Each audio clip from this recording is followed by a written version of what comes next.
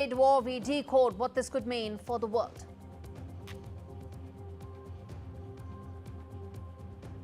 U.S. plans to end work visas, international students under threat.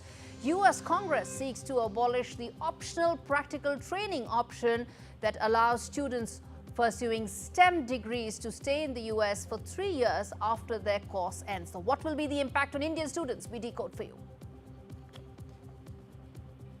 In a big win for India, U.S. rejects 2611 terror-accused plea. U.S. Supreme Court rejects Tawur Rana's plea seeking stay on extradition. NIA now to try the terror-accused Tawur Rana in Delhi soon.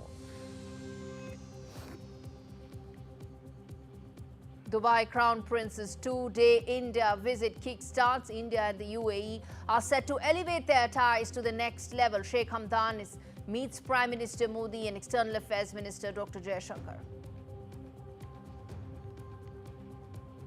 And they are no longer extinct. Dire wolves howl again after 12,000 years. Dire wolves return as the world's first de-extinct animals.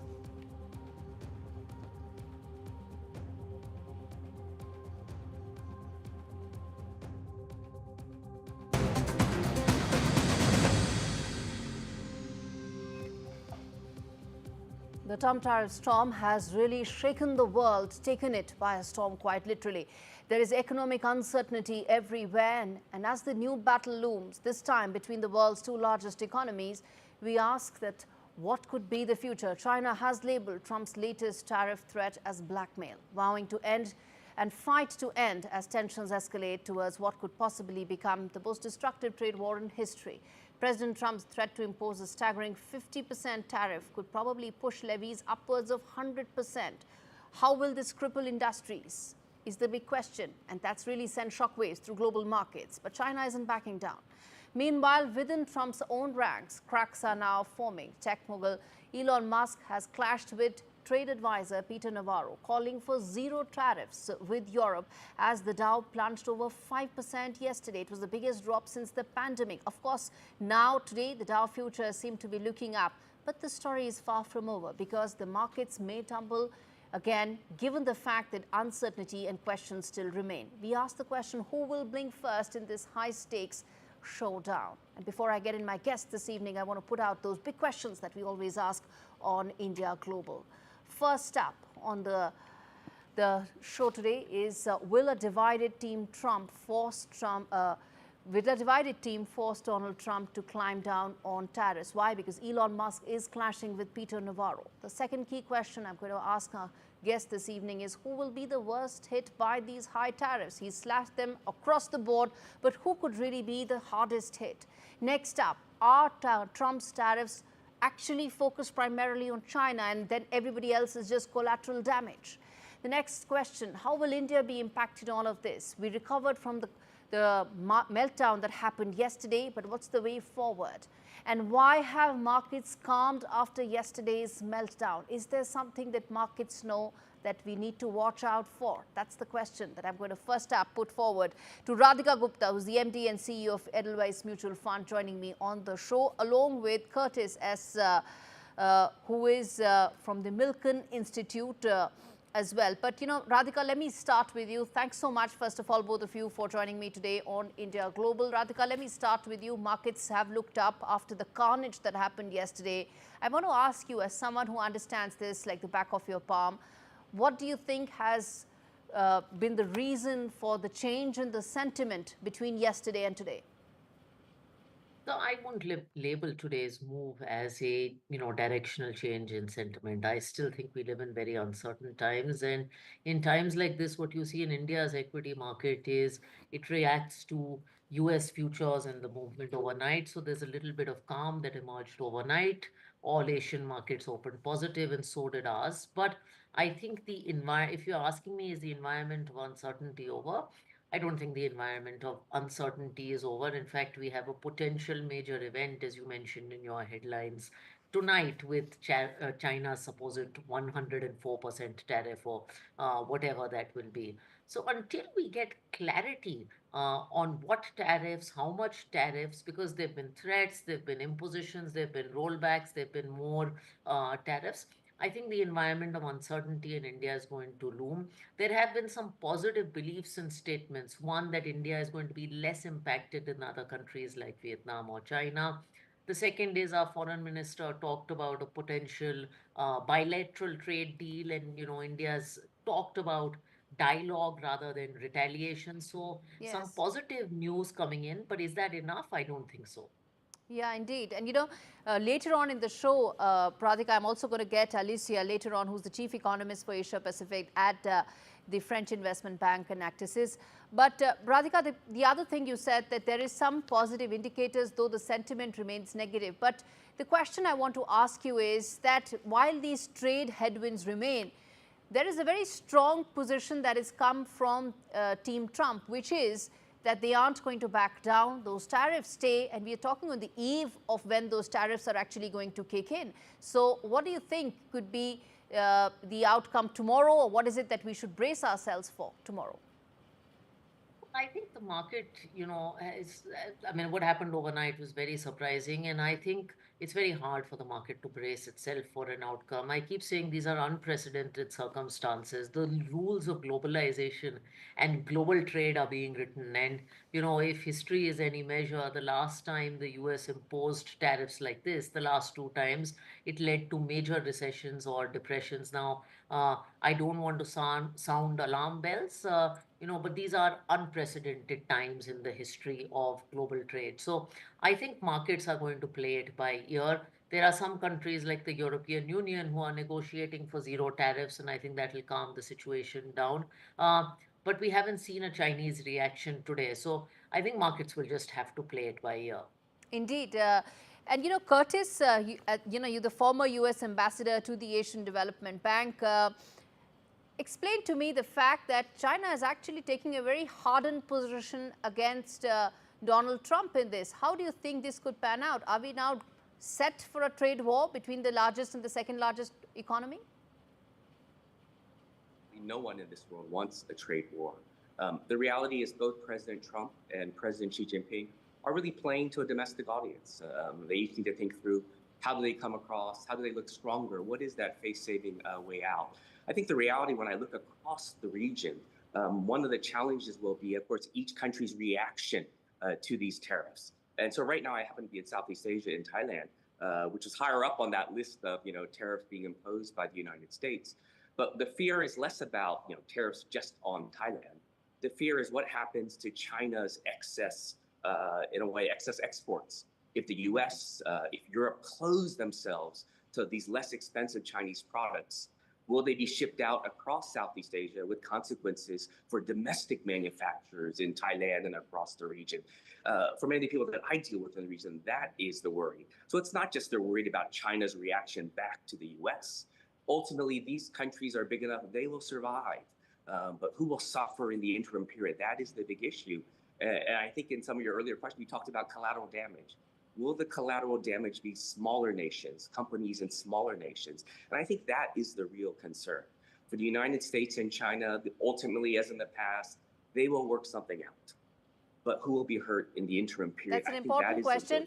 And Radhika, you want to weigh in there that, a lot of Indian domestic industries are also very worried about it, that, China may go ahead and dump a lot of its goods in India, as Curtis was pointing out, because other trade opportunities may shut, and they would just use India as that dumping ground. I think there are two parts to this. As Curtis said, there's a dumping angle from China, particularly vulnerable industries like steel, for instance. An industry like cement is less vulnerable because it's largely a domestic industry. Steel is a very vulnerable industry. And I think to this extent, this is time for, people here also to buckle up and think of incentives and what we do about our exporters, what we're going to go out and do for our exporters. Again, India is a large country. The contra to this is, if you compare India to the rest of the world, if you compare India to a country like Vietnam, for instance, Cambodia, for instance, one, the tariff levels are in absolute lower. Secondly, our largest two export industries are IT services and pharma, which for now, let me say for now, have been left reasonably insulated. And if you look at the remaining amount of export impact that India is hit by, it's not very, very large. We also share very good relations with the United States. Prime Minister Modi and Trump are, reasonably friendly. I think Trump has alluded to that in multiple comments about India. So there's hope that, we'll be able to work something out. But it's really time for us as a nation to buckle up and see how we'll support our exporters in reaction to this potential China dumping. Indeed. Curtis, you want to comment there? The fact that India is relatively insulated or relatively in a better position as compared to Vietnam. I think Vietnam is one country that maybe the world needs to talk more about, given what it's really facing right now. There's an interesting point in all of this, which is that notion: have countries benefited from being shut off? I think those in the United States, those in India will know best how protected are our industries, how protected is our agriculture, is our automotive industries. So there is a real point about tariffs that President Trump has. But a lot of folks in the past, of course, been on what they call non-tariff barriers to trade. What are the things that a US or an India or a China does that where they say, actually, we have no tariffs? But the reality is that American or Indian or Chinese businesses will know how difficult it is to get goods into another nation because of what are known as non-tariff barriers. So I think beyond this, hopefully at some point over this year, trade fight, people will address the very real barriers that trade exists, tariff and otherwise, and how to, again, countries preserve things that are really in their national interest, to have a domestic food industry or a national security industry, but address these continuing persistent challenges to free and open trade. Indeed. Very quickly, Radhika, I want to ask you this, that if there's one advice that you would give, given the volatility in the markets, what would that be? I think the advice to investors is not to take extreme reactions and to panic. The other advice, and these are uncertain times, is not to look for immediate answers. So, typically in market corrections like this, investors are looking to say, is this about to end? Is this the bottom? I mean, everywhere I'm traveling, people are asking, is this the bottom? Should I buy? And I would again repeat what I've been saying. These are uncertain times. It's very hard for anyone to say, is this a bottom? Are the valuations cheaper than they were 6 months ago? Yes, they are. But do you expect a recovery in 3 months? No. So sometimes the best action is inaction. It's a little bit of calm. Let the situation play out. I think, India has twin challenges between tariffs and our own domestic slowdown. And let the next couple of months, work themselves out. And then take any action. So, don't look for immediate answers. No action is the only action that we should actually be taking. No action is the best action. Okay, on that note, I have to take a break. I continue this conversation on the other side because that's the only way we can find answers to this uncertainty. Stay with us.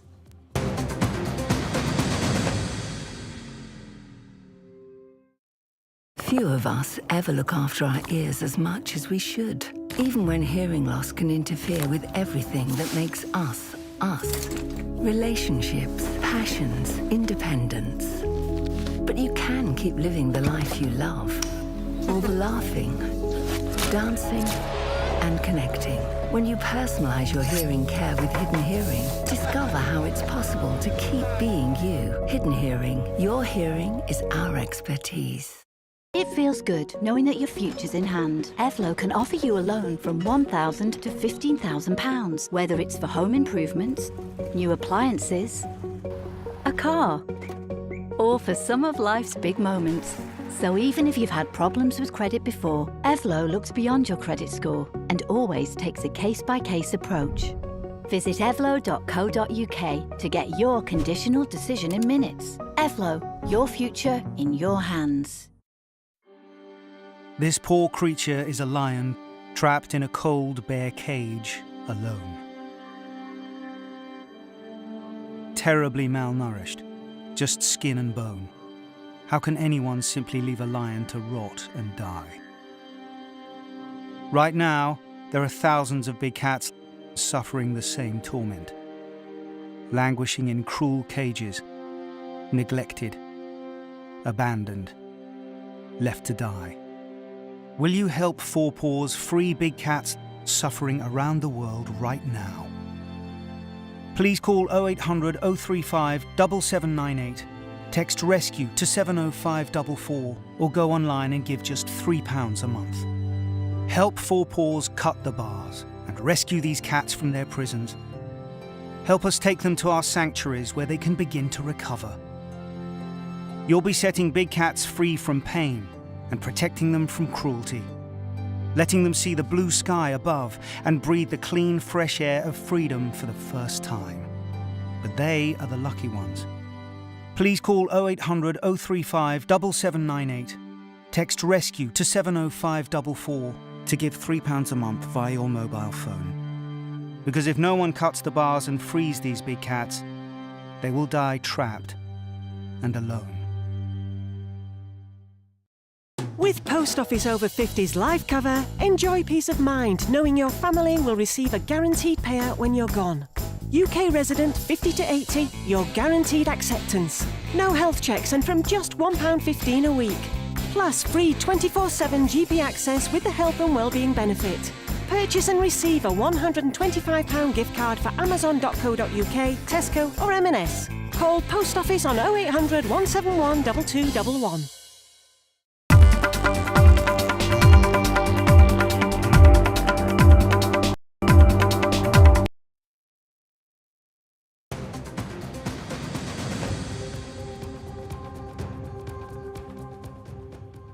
As promised, I have important voices to decode what could be the way forward, what can India do, the bilateral treaty, the talks that are currently on, will that ensure that India remains insulated or at least is able to cushion some of the impact from this uncertainty? Let me now get in Alicia Garcia-Herrero, who's joining me to talk more about what could be the way forward. She's joining me from Paris. She's the chief economist for Asia Pacific at the French investment bank Natixis.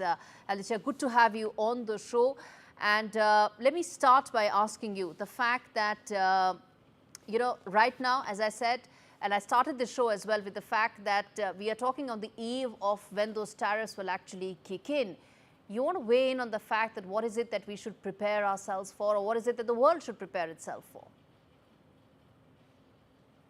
Well, I mean, tariffs on China are coming on the 9th, but there may be negotiations with other countries.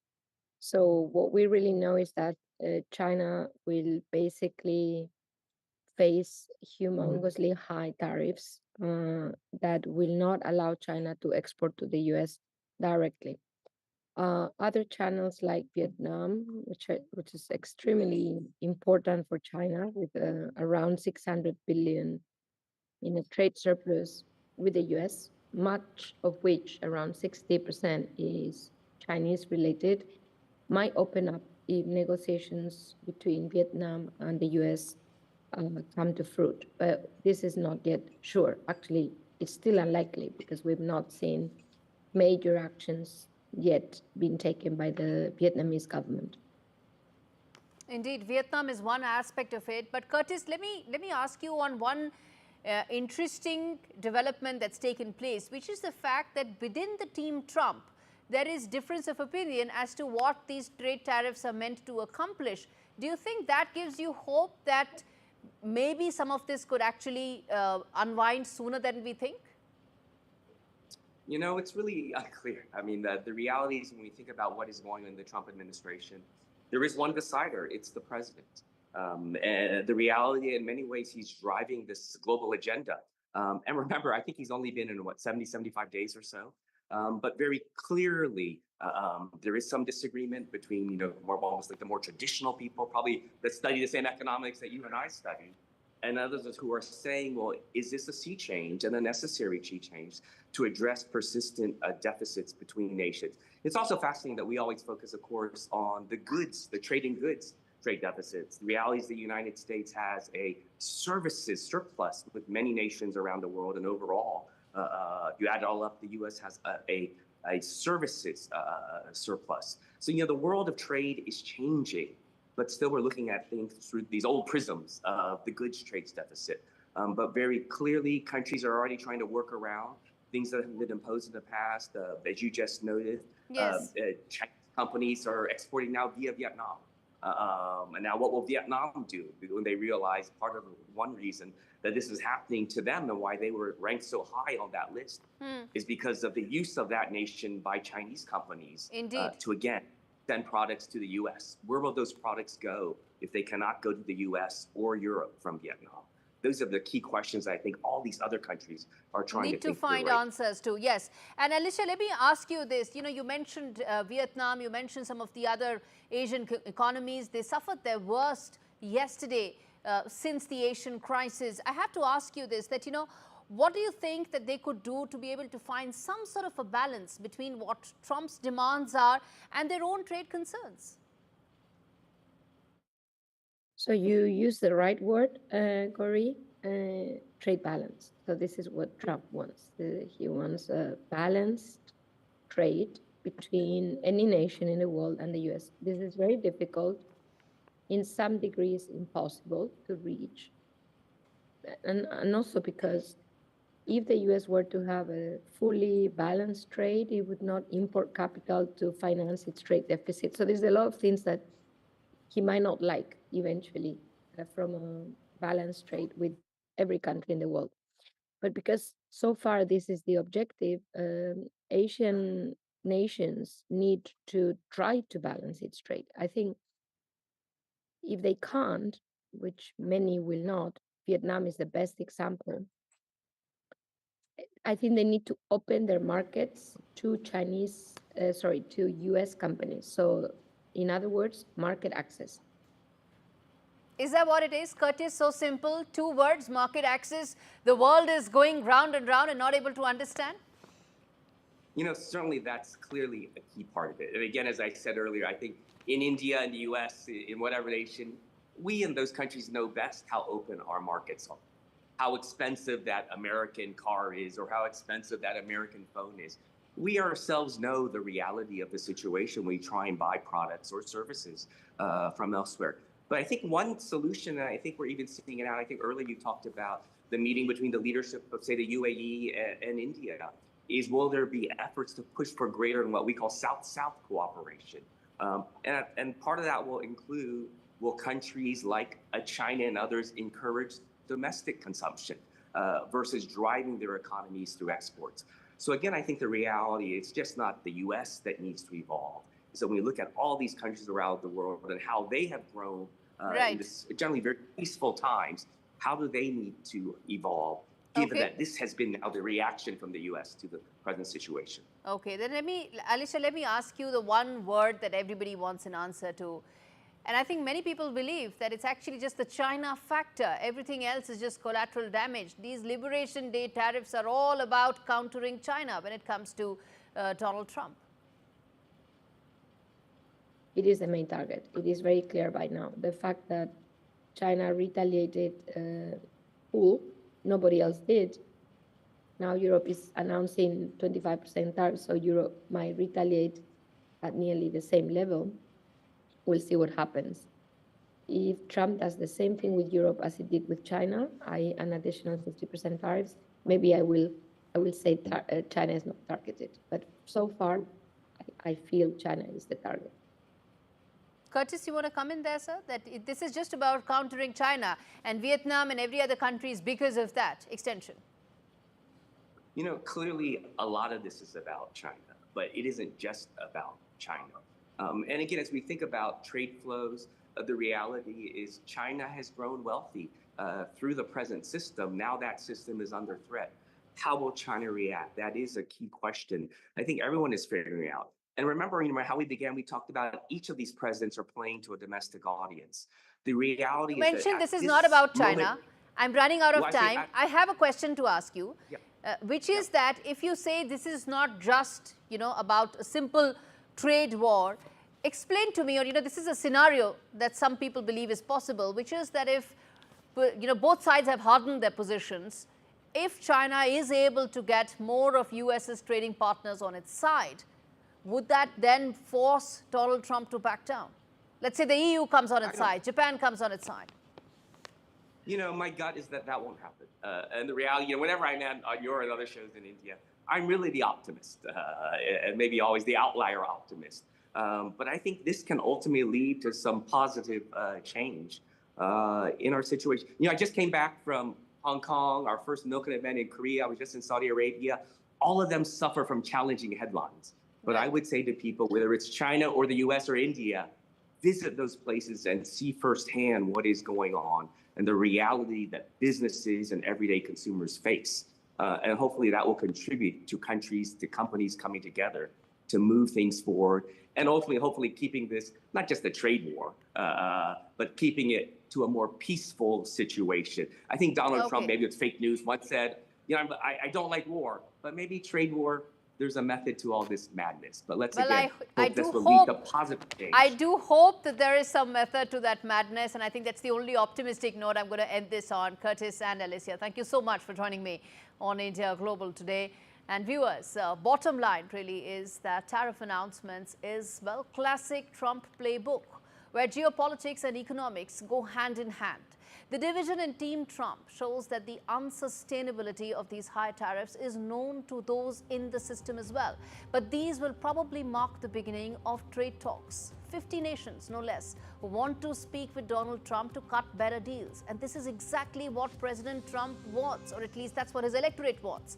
More favorable trade deals for America. But the risk here is that if China and a few other large trading blocs like the European Union do come together for a hard bargaining against these tariffs, will that change things? And I guess that's the unpredictability, which is really the real turmoil in global trade right now. And on that note, I'm going to slip into a break, come back with more stories on the other side. Stay with us.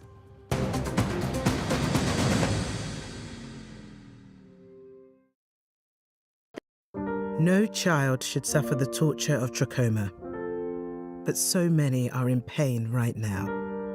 Nananga's lashes have turned inwards. They rip and tear away at his eyes.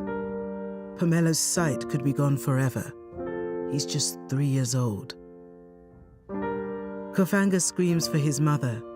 His eyes are so infected that he can't even see her. For so many children in the world's poorest countries, trachoma is torture. It's a painful infection often spread by flies, and it's destroying children's eyesight. But it could be stopped if you help today. By calling 0800 038 4926 and giving £1 a week to Sightsavers, you can help make sure children get the treatment they desperately need. You'll help us bring them the medicines and the care that can treat infections. And that means you'll be helping to save children from the torture of trachoma and a life of blindness. Please help us reach them. Call 0800 038 4926. Text C13 to 82727 or go online and give just £1 a week now. Because we need you to help save the sight of children like Nananga. We need you to help save them from the torture of trachoma. In today's interconnected world, India's voice is more crucial than ever. When India speaks, the world listens. At NDTV World, we are that voice, bringing you intelligent and insightful news from India and beyond. From geopolitics and diplomacy to economic shifts, migrations, tech disruptions, and the stories of our diaspora. We cover the news that shapes our global future. NDTV World, your new home for global news, is here. One of the worst earthquakes hit Thailand recently, and the tragedy is still unfolding. You can see some sniffer dogs here. Authorities have told me that they had located some vital signs, but they have not been able to pull anyone out. Question as to how did the 4 Chinese nationals manage to get inside such a highly fortified area. They managed to get in. They were successful in getting some 32 documents that established that Chinese connection to this site. It's also about a larger conspiracy that could be at hand. Whether the Chinese materials were substandard, all of that will have to be investigated.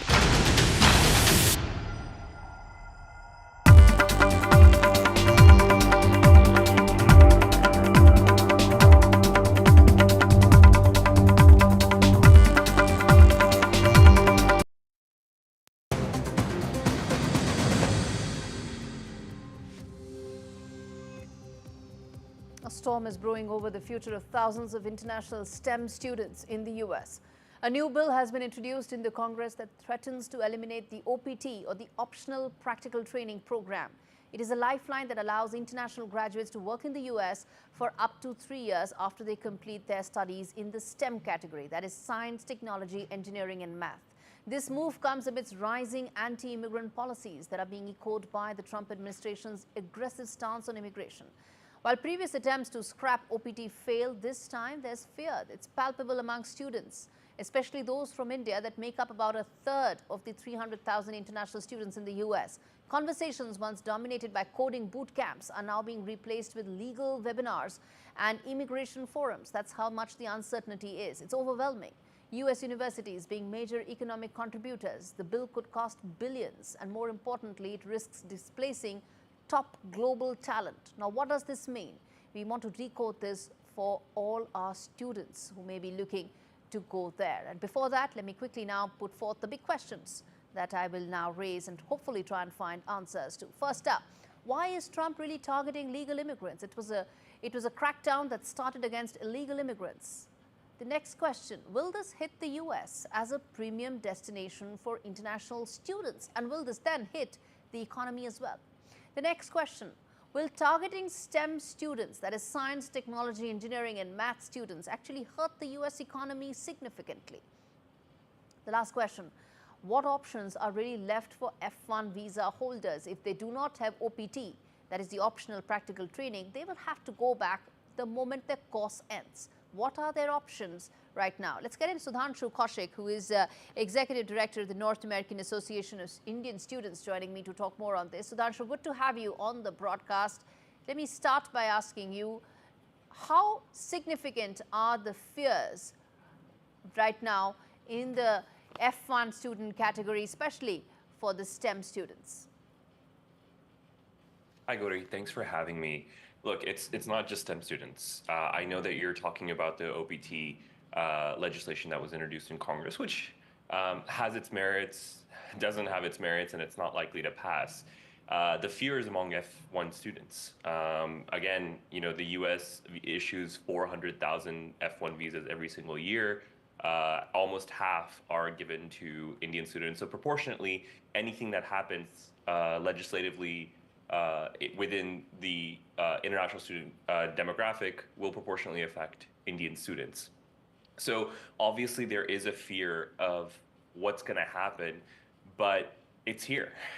I don't know if you saw, but just yesterday, over 150 students have been deported from the United States. Their visas, their F1 visas have been revoked, and about 50 to 60 of them, proportionately, are Indians. Indeed. That they've had. Sudhanshu, which brings me to ask that the whole campaign was about illegals, right? They were called illegals. It was just about illegal aliens. Where exactly did highly educated students come into the middle of this? Yeah, I mean, this is not the opportunity to say, oh, we told you so. I'm from Alabama, so I understood that rhetoric. I've heard it my entire life growing up. And I've said this before, is when someone attacks you, they don't ask your nationality or if you're college educated or graduated. They don't ask you your visa status. You're different to them. And I think this is the same sort of rhetoric when it came to immigration, is just putting everyone under one gambit. And I just don't understand. You know, I was told that President Trump is a deal maker. He makes good business deals. How is this a good business deal when over $200 billion are at risk because Indian students, spend that much here in the United States on higher education, and putting fear in them, telling them that you might or might not have a future here, you might or might not even be able to get your degree here. I've heard a lot, Gaurie, about how, this isn't specifically for all international students or STEM students. A lot of my STEM friends are saying that, hey, we're safe. They want us. This legislation Are you saying nobody's safe? Are you saying no international students are safe right now in the US because of the uncertainty around visa concerns and the fact that they may be sent back? It's not visa concerns. It's the freedom of speech. It's the freedom of academic thought. It's the ability to have the same alienable rights that the Constitution decrees, the U.S. Constitution, on any citizen, but also anyone that is on U.S. territory. Those have been at risk. I mean, again, the 150 deportees, the F1 students that were sent back. These students, look, people are saying that, oh, they were taking part in protests, but what's that thin line? I mean, this is unprecedented, right?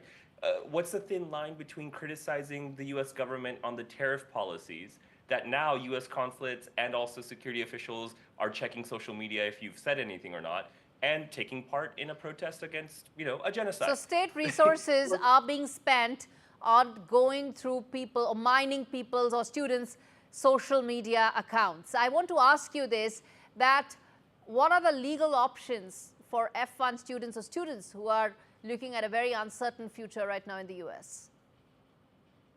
Yeah, I mean, look, I'm not a lawyer. We do give pro bono legal advice as NAAIS.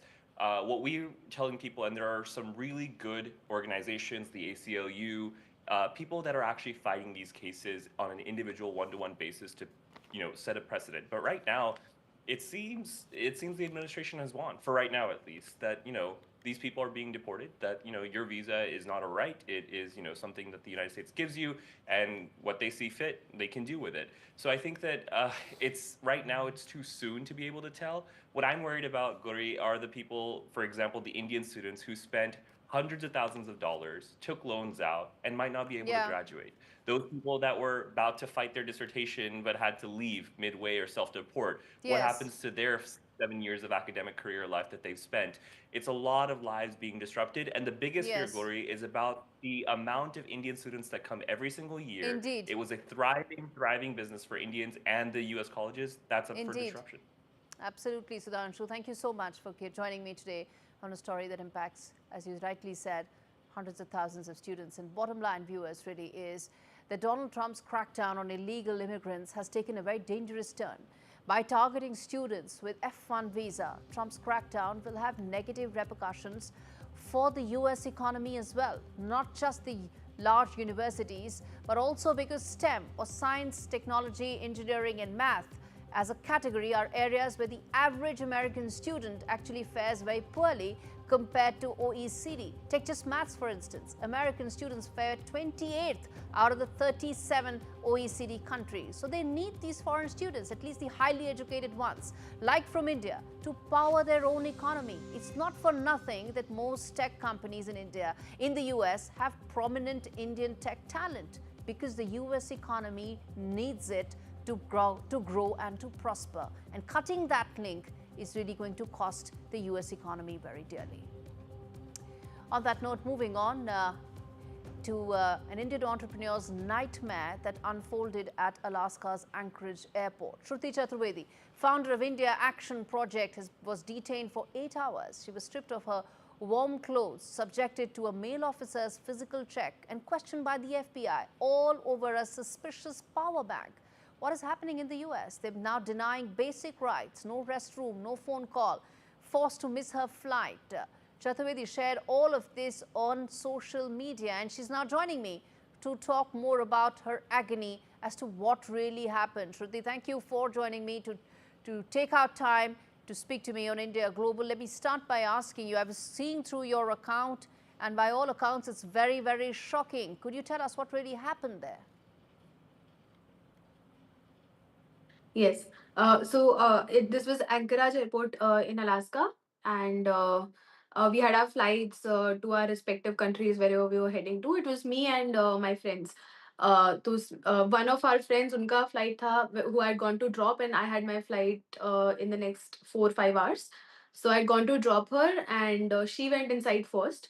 And then I get a call from her. I was outside at the Starbucks just having my coffee, and I got a call from her saying that they've seized her passport, apparently because they detected a power bank in the bag.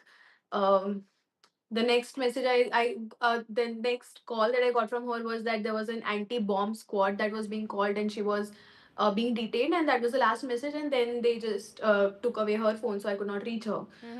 So of course I started calling a few friends in India on what to do in a thing like this. So they just somebody advised me, like, go talk to the police there and ask what's the status. I went to the Anchorage police station at the airport to ask that this is the last message I received from my friend, and I want to know where she is. And they said, oh, are you her friend? And I said, yes. And they were like, oh, because of the nature of the crime, we are also detaining you. And this was the only information I was given. and they just took away my phone, they took away my jacket, they checked me, and then they said, "We're also detaining you." And this was the airport police station, and they took me to a room in the airport, and that's where I was kept for like 8 hours. Shruti, you've also mentioned in your social media post that you were searched by a male officer. What happened? Yes, that is correct. They did not have a female officer, and while they were taking my jacket and everything, is when the male officer checked me, and this was on camera because they're supposed to do this with the camera on.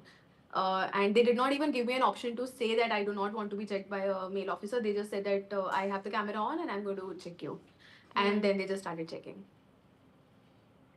Those are very serious allegations that you're making. Did they tell you why they treated you the way they did? And did they tell you why you were subjected to this kind of a treatment? When I went to ask why my friend was detained, they did not tell me anything. In fact, they just detained me, saying that the crime is very serious, and because of the seriousness of the crime, they're also detaining anybody who was traveling together. And that's the reason why my friend Shilpa was also detained, and I was also detained. And they did not give us a reason till like the FBI officer came to the room where we were kept, like, and we were all kept like in different rooms. So I did not know where my friend was. My friend did not know where I was, and there was another third friend back at the Airbnb, and she had no clue where all of us were. And they kept us in different rooms. And when the FBI officer came, is when the officer said that they found something suspicious in her bag. They did not even tell us that it was the power bank. They said they have found something suspicious, and I will go further ahead to also share that they found the power bank. They took it in front of her from her bag, and somebody at the airport security put the power bank in the luggage bag, in the cabin luggage bag, with a duct tape. And that's the picture that they took and gave it to the FBI, saying that she was hiding the power bank with the duct tape, which was pure nonsense, because she had no reason to do that. And in fact, our friend, she kept saying that you've done that in front of my eyes. Why are you fabricating a false evidence? And in fact, that's the image that has been given to the FBI with the power bank with a duct tape on. And that is something that they said that this is, they even said that the object was something that could detonate. So yeah, that was what they told us. And how did they let you go? Did they accept the blunder that they had made? No, they did not say that they committed a mistake.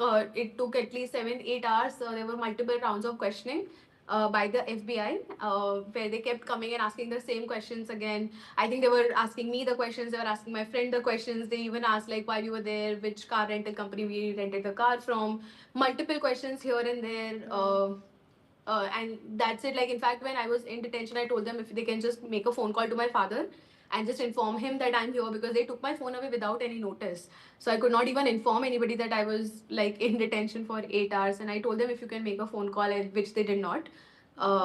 They let us, I remember just passing out, and when one officer came and he was like, okay, we're letting you go because we could not find anything. And that was it. But despite all of this, they've not even returned the luggage bag yet. They just removed all the things from the luggage bag and gave a very frivolous duffel bag to carry the luggage in. The luggage bag is still at the Anchorage airport, which they apparently think has a bomb in it because it had a power bank. Are you planning to press any charges given all that ordeal that you faced? I don't know if we can press any charges, if there is anything that we can press the charges about. The whole point of writing the post on X, and in fact, in fact, like, it took me, like, I wanted to write it at then and there, but like, in the back of my head, the only thing I wanted to do was leave USA before even trying to share something like this that has happened. So I don't know if I can press any charges or something, but the whole point of writing the post on X was the fact, like, more Indians should know that this is the kind of racial profiling that happens at places like these. And it's very new, because this is not the first time I'm also traveling to the US or from US to anywhere else. But apparently a lot of people, in replies to my X post as well, you will see a lot of my friends have also faced this in multiple airports of the United States, and the way they treat people. And like, all we know, for all said and done, we know why this was done, and that had a lot to do with the color of our skin.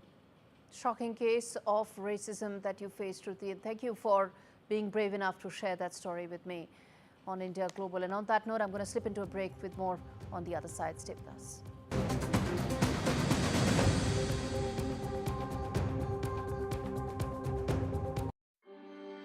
This poor creature is a lion trapped in a cold, bare cage, alone. Terribly malnourished, just skin and bone. How can anyone simply leave a lion to rot and die? Right now, there are thousands of big cats suffering the same torment, languishing in cruel cages, neglected, abandoned, left to die. Will you help Four Paws free big cats suffering around the world right now? Please call 0800 035 7798, text RESCUE to 70544, or go online and give just £3 a month. Help Four Paws cut the bars and rescue these cats from their prisons. Help us take them to our sanctuaries where they can begin to recover.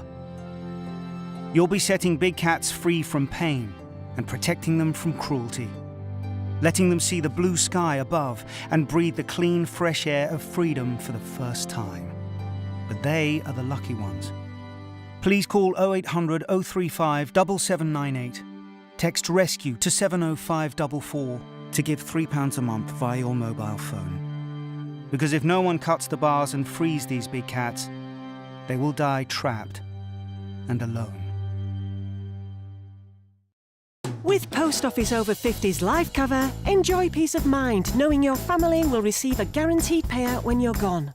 UK resident 50 to 80, you're guaranteed acceptance. No health checks and from just £1.15 a week. Plus free 24/7 GP access with the health and wellbeing benefit. Purchase and receive a £125 gift card for amazon.co.uk, Tesco or M&S. Call Post Office on 0800 171 2211.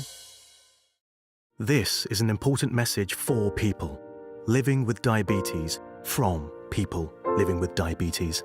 When I was experiencing the symptoms of diabetes, I didn't know what was going on. You go on the internet and it's full of horror stories. I didn't understand about carbs, I didn't understand about blood glucose levels. That's why the support I get as a Diabetes UK member is so important. You can become a Diabetes UK member for just £3 a month. When you do, you'll receive a practical guide specific to your type of diabetes and a copy of Balance magazine 4 times a year. Plus, you'll help support research that could lead to better treatments for all types of diabetes. As members, we're all working it out together. Call 0800 144 5410 or go online to become a Diabetes UK member for just £3 a month. Join us now because membership can help you learn to live better with diabetes.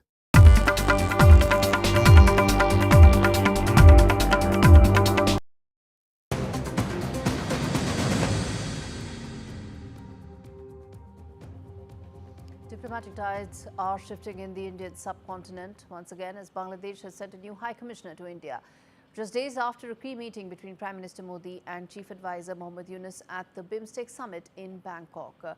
Riaz Hamidullah, a seasoned diplomat with decades of experience, has now landed in the Indian capital. He's a 1995 batch officer of the Bangladesh Foreign Service. His appointment comes after a long vacancy, and his arrival is marking possible signs of a thaw between India and Bangladesh. Now, what does this mean, his arrival? Will the diplomatic strain between India and Bangladesh now be addressed? Let's get in my colleague Mohammad Ghazali to fill us in with those details. Now, Ghazali, this is an important diplomatic assignment, an appointment. It's actually a fresh chapter, one would say, in the bilateral relations between India and Bangladesh.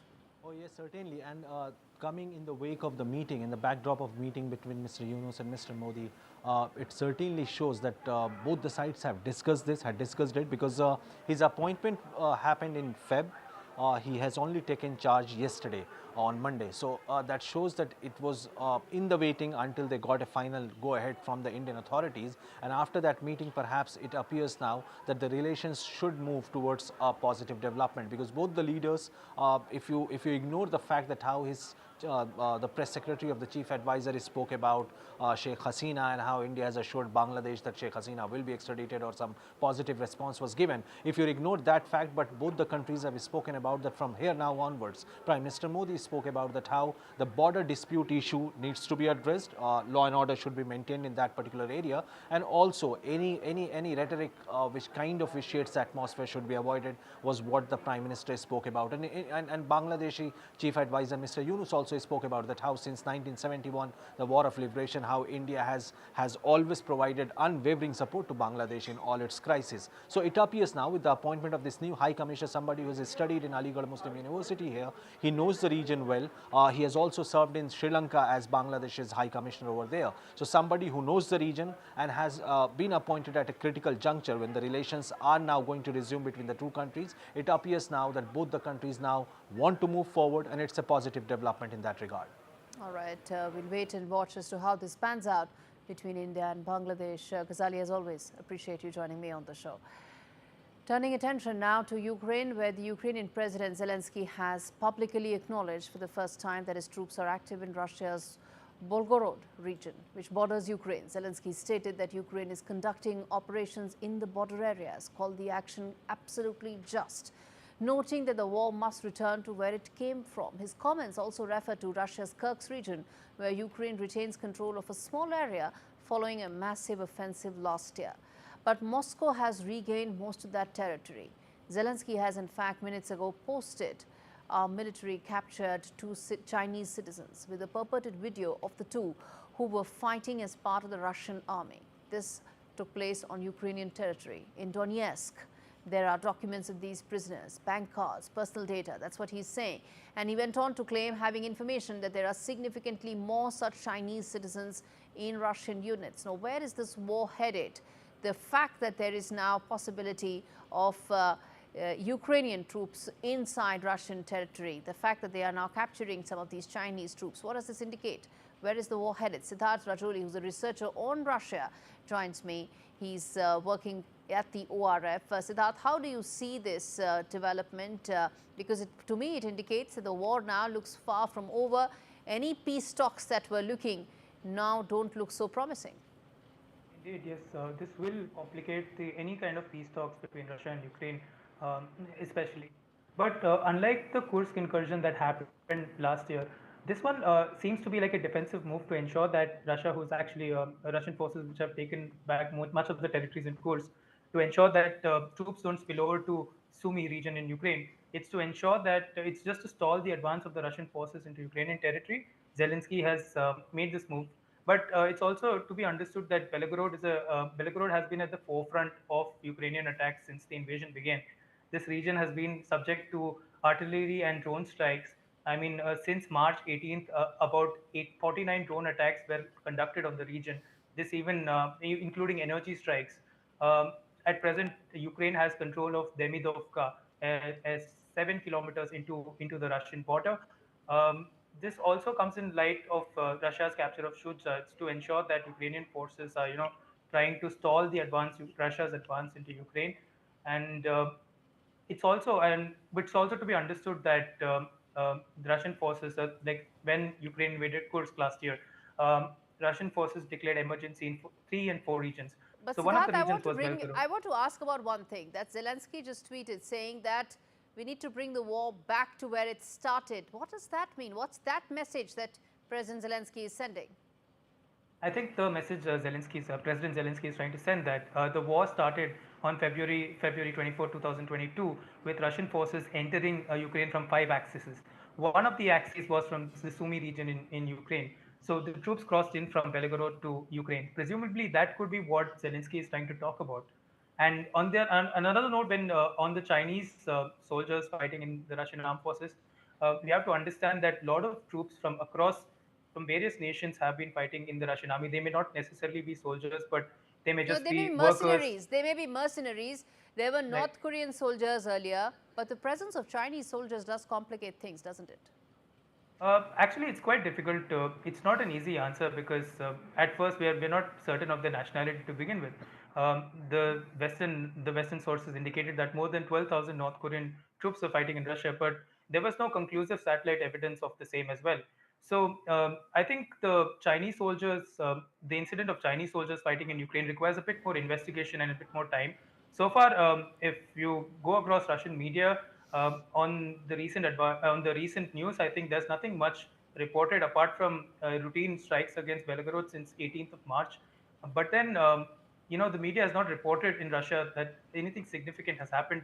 Yesterday was the first time President Zelensky reported of something at this level, that the Ukrainian forces were in Belgorod.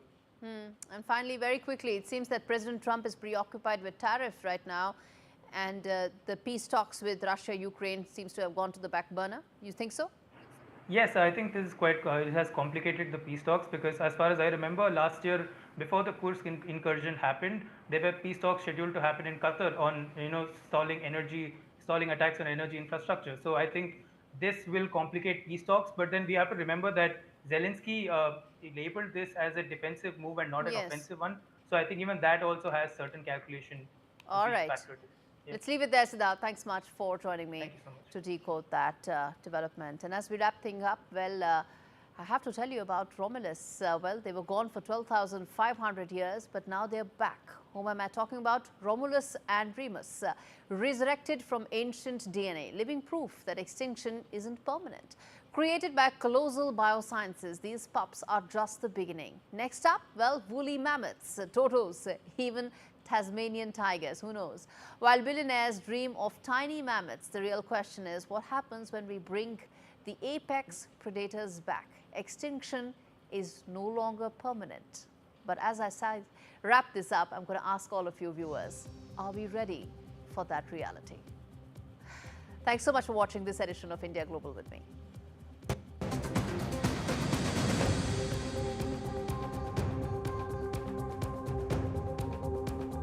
It feels good knowing that your future's in hand. Evlo can offer you a loan from £1,000 to £15,000, whether it's for home improvements, new appliances, a car, or for some of life's big moments. So even if you've had problems with credit before, Evlo looks beyond your credit score and always takes a case-by-case approach. Visit evlo.co.uk to get your conditional decision in minutes. Evlo, your future in your hands. Few of us ever look after our ears as much as we should. But when my hearing changed, I didn't want to lose what matters to me.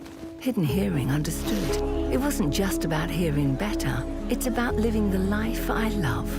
Book your free hearing test at one of our 300 clinics nationwide and experience how our personalized care can help you keep being you. Hidden Hearing. Your hearing is our expertise.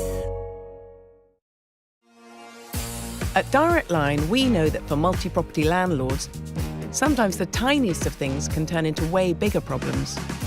From niggly contract issues to keeping up with ever-changing legislation. That's why Direct Line's landlord insurance offers a 24/7 legal helpline as standard. Because a call with someone could help to make the hairiest of problems feel that little bit smoother. Search Direct Line Landlord Insurance. We're on it. We all know animals have feelings. They depend on kindness, just like you and me. So imagine how they feel when they're beaten, starved, and unloved. Every minute, the RSPCA is called on to save animals in physical agony and mental torment. It's unbearable to see the pain in their eyes. We refuse to give up on them, but to rescue them from a life of fear, we urgently need animal lovers like you to donate today. Please call 0800 121 4260 or text KIND to 84903 to give £2 a month to the RSPCA. Your gift will help fund more life-saving rescues, more emergency treatment, and more gentle rehabilitation. Every month, you'll be helping to keep animals free from pain and sadness so they can find the comfort and joy they deserve. Right now, across the country, thousands are suffering deliberate harm. But together, we can show animals what kindness feels like. Together, we can rescue them. So please, call 0800 121 4260, text KIND to 84903, or visit our website to start your monthly donation today. Thank you. Grenade attack on a BJP Neta's residence. Claim the accused have links to the Lawrence Bishnoi gang.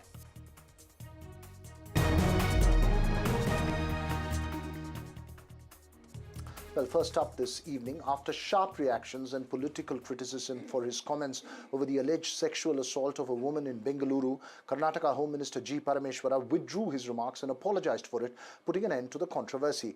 While reacting to reporters on the alleged sexual assault of a woman in Bengaluru, which was caught on CCTV camera, the Home Minister, while saying that the police will do all they can to protect the citizens, also added that such things happen in big cities. The comment led to sharp reactions after it was played out in the media, and the Home Minister publicly apologized for it, attempting to put an end to the controversy. ಹಾಗಾಗಿ ನನ್ನ ಹೇಳಿಕೆಯನ್ನು ತಿರುಚಿ ಹೇಳ್ತಕ್ಕಂಥದ್ದು ಆಗಬಾರ್ದು. ಒಂದು ಎರಡನೇದು ಅಂಥದ್ದೇನಾದರೂ ಕೂಡ ಯಾರಿಗಾದರೂ ಭಾರತೀಯ ಜನತಾ ಪಾರ್ಟಿಯವರು ರಾಜಕೀಯ ಮಾಡೋದು ಅವರಿಗೆಲ್ಲ ನಾನು ಹೇಳ್ತಾ ಇರೋದು ಈ ಮಾತನ್ನು. ನಮ್ಮ ಸಹೋದರಿಯರು ತಾಯಂದಿರು ಯಾರಿಗಾದರೂ ಕೂಡ ಈ ನನ್ನ ಹೇಳಿಕೆ ಅಕಸ್ಮಾತ್ ಏನಾದರೂ ಅವರಿಗೆ ಮನಸ್ಸಿಗೆ ನೊಂದಿದ್ದಿದ್ರೆ ನಾನಾಗಿ ವಿಷಾದವನ್ನು ವ್ಯಕ್ತಪಡಿಸ್ತೇನೆ. ಆದರೆ ಅದನ್ನು ಬೇರೆ ಬೇರೆ ರೀತಿಯಲ್ಲಿ ಬೇರೆ ಬೇರೆ ಪ್ಲ್ಯಾಟ್ಫಾರ್ಮಿಗೆ ತೊಗೊಂಡೋಗೋ ಅಗತ್ಯ ಇಲ್ಲ. With regard to Sidguntapalle police station incident of which has happened last week, swift investigation is being done, and we are trying to identify and trace the accused based on verification of various CCTV footages. Several teams have been formed, and more than 300 CCTV camera footages have been analyzed so far.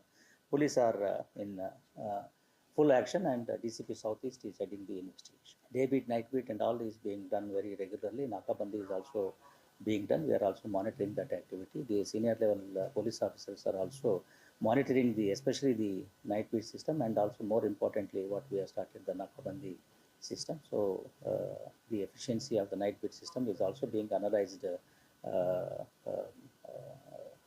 with the use of software also. Well, my colleague Deepak Bupanna, who's been following that case very closely, joins me live. Deepak, on the one side was that controversy over the Home Minister's statements. On the other side, as we heard the Commissioner share details of what they're doing in terms of investigations, this case also a little complex because the women themselves didn't want to come forward to file a complaint, and the police had to take action on the basis of a CCTV footage. Yes, the latest update that we can bring to our viewers, Avira, is the fact that the police are finding it extremely difficult because the only lead that they have right now is the CCTV footage, which is not very clear. They're using image-enhancing technology to try and identify this individual. About 4 to 5 suspects have been brought in for questioning starting last year. Zeroed in on a couple of them, and very soon there could be a breakthrough, is what I'm learning from my sources in the police department. Now, while all of this, of course, is as far as the investigation is concerned, politics continues, quite aggressively on the matter. We've seen, Mr. G. Parameshwara's controversial statement yesterday and how it flocked from various quarters. Today, his apology as well hasn't gone down too well with the opposition.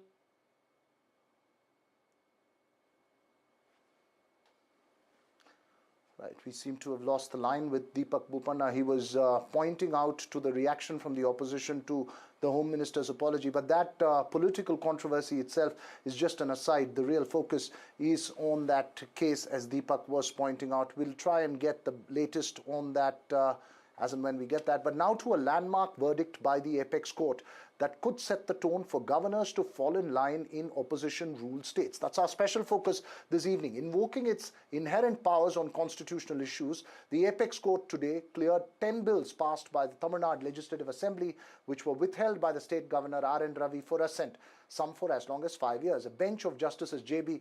Pardiwala and Justice R. Mahadevan held that the governor's reservation of 10 bills for president's assent is quote-unquote illegal and liable to be set aside. The bench also set a time frame of